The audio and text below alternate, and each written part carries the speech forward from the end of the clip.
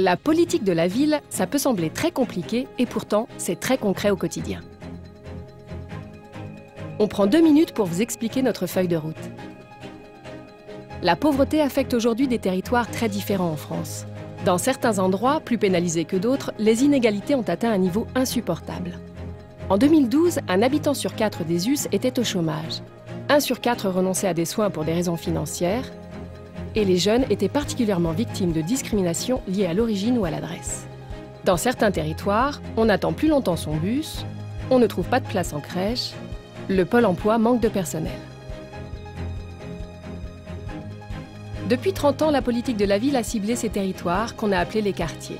Les dispositifs se sont superposés et tout cela est devenu illisible et inefficace pour réduire les inégalités. Pour changer la donne, le Parlement a voté en février 2014, à une très large majorité, une loi qui simplifie la carte des territoires de la politique de la ville. Les moyens seront recentrés sur 1300 territoires cœur de cible. Ces territoires sont définis par un critère unique, le revenu des habitants. Le critère le plus évident et le plus objectif. Quand on habite dans un territoire cœur de cible, l'État, les collectivités et les services publics prennent des engagements.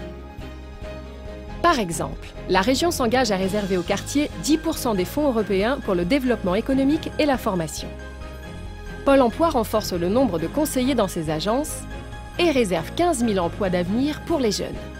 C'est aussi dans ces territoires que l'État créera les écoles de l'entrepreneuriat et que l'Éducation nationale cible pour les enfants 40% des ouvertures de classes en faveur de la scolarisation à 2 ans.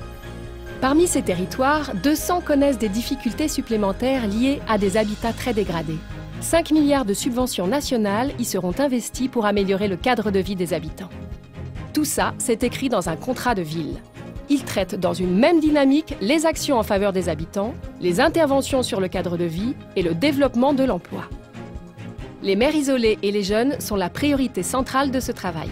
L'objectif, c'est la solidarité entre les générations. Et vous dans tout ça?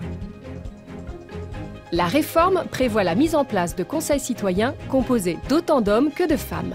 Pour donner la parole à tous, leurs membres sont tirés au sort comme on le fait des jurés. Et les volontaires sont aussi les bienvenus. Le conseil citoyen débat, dialogue avec tous les acteurs et donne son avis sur les projets développés. Ils seront mis en place avec les contrats de ville. On récapitule. La politique de la ville, c'est une logique simple et républicaine, pour donner plus à ceux qui ont beaucoup moins. On concentre les moyens, on mobilise tous les acteurs et on vous associe aux décisions. Et si ça vous paraît plus clair, on compte sur vous pour partager la vidéo.